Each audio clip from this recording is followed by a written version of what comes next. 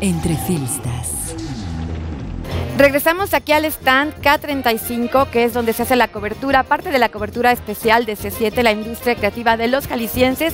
Y bueno, estoy con una gran escritora, profesora, académica, también comunicadora, porque tiene un programa de radio que es, bueno, de lo más exitoso, que es En Busca del Cuento Perdido. Se transmite a través de Cadena Imer, ahí en México. Sandra Lorenzano, bienvenida. Hola Rosemary, qué gusto estar aquí. Hola, buenos días a todos. Hay que decir que Sandra ha estado muy activa en esta fila, estuvo en una mesa justamente del Festival de Literaturas Europeas y compartió ahí espacio, bueno, con Alessandro Barico, con Adam Thirlwell y con Robert Menas, ¿verdad? Un autor de origen vienés. ¿Cómo ha sido tu experiencia? ¿De qué se discutió en la mesa? Se comentó mucho que estas mesas están teniendo un éxito indiscutible. Sí, realmente el proyecto se llama Literaturas Europeas, Festival de Literaturas Europeas, y la idea es reunir a 3 autores de Europa, evidentemente, con un moderador mexicano y que se discuta sobre distintos perfiles, distintos elementos que tienen que ver con esta relación de la literatura, con el lugar de origen, con la identidad. Por supuesto, si una mesa se llama Festival de Literaturas Europeas, la pregunta de cajón es, ¿existe algo así como literaturas europeas? ¿Los escritores que escriben en Europa se consideran parte de un grupo homogéneo? ¿Se sienten vinculados a un territorio llamado Europa? Fíjense que parece una pregunta fácil, pero no lo es. Claro que no lo es tanto. Y en esta mesa, que fue muy interesante, las posturas eran bastante divergentes. Por un lado estaba este jovencito narrador inglés británico que se llama Adam Thirlwell, que lo publica Anagrama, muy interesante, muy joven. Y como sabemos, Inglaterra ocupa un lugar bastante ajeno a lo que sucede en la comunidad europea. Inglaterra como isla, como país que no ha adoptado aún, o quizás nunca adopte, la moneda común, el euro, en fin, entonces su posición era bastante particular. Por otra parte, el austríaco Robert Menas, que es un tipo muy interesante, él ha estado siempre muy preocupado por el tema europeo y dice, el gran problema de Europa es que fortalecemos las identidades nacionales.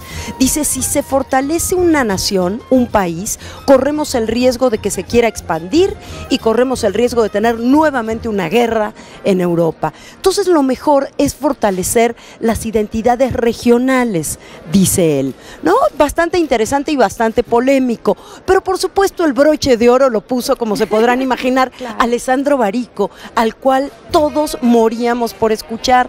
Alessandro Barico ha pensado mucho el tema europeo, pero desde un lugar bastante particular, que es su lugar de preocupación por la cultura contemporánea.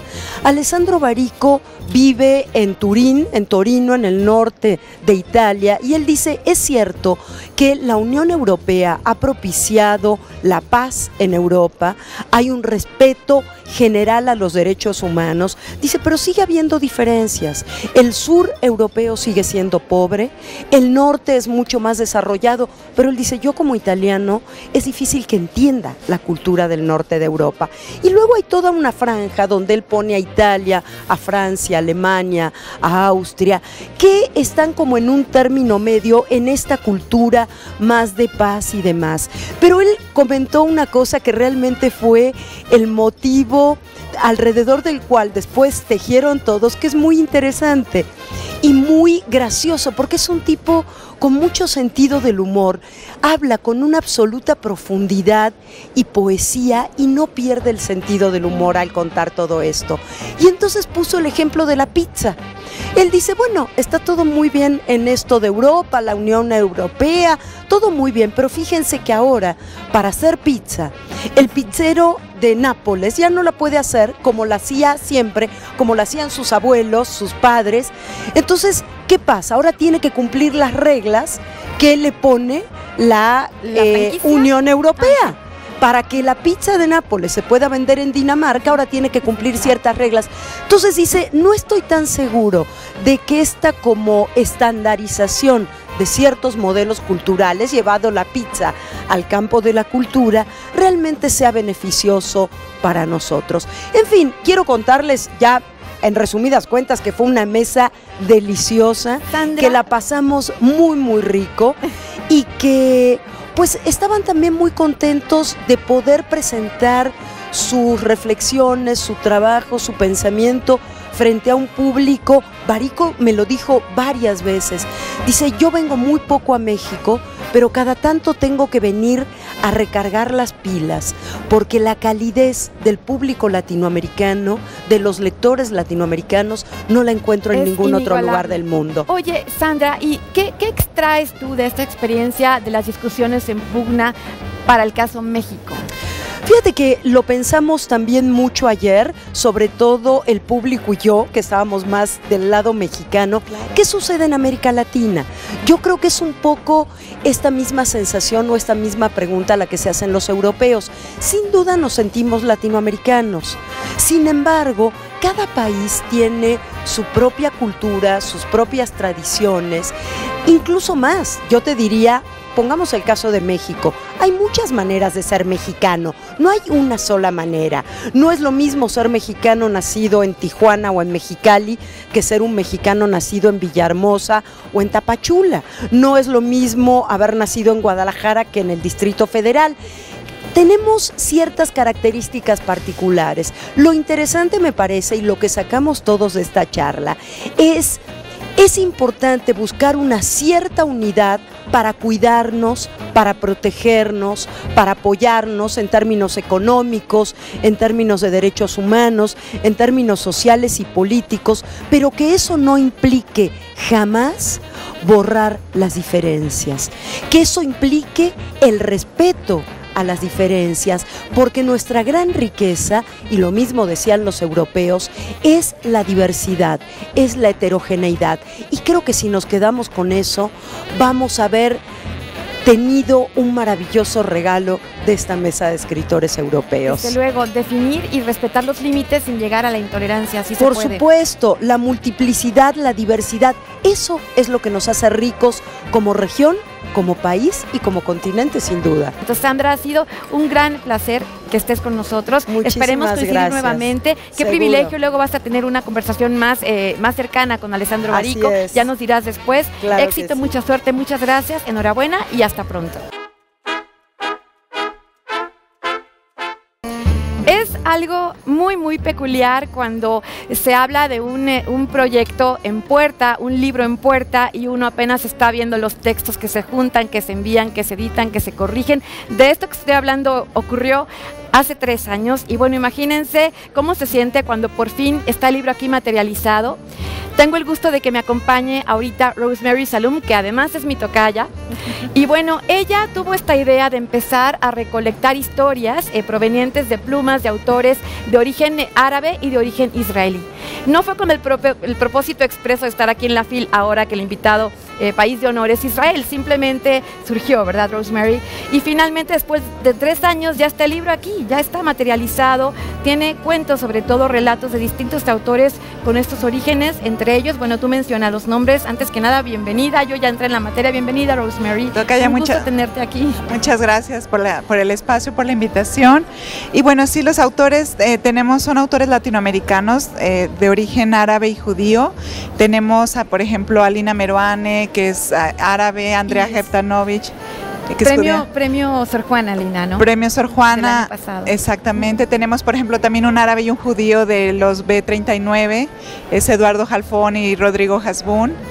Tenemos escritores, cuentistas muy establecidos como Margot Glantz, como Bárbara Jacobs, como Carlos Martínez Assad, Luis Fayad, que es un colombiano de origen libanés. Entonces, es un libro muy, muy rico.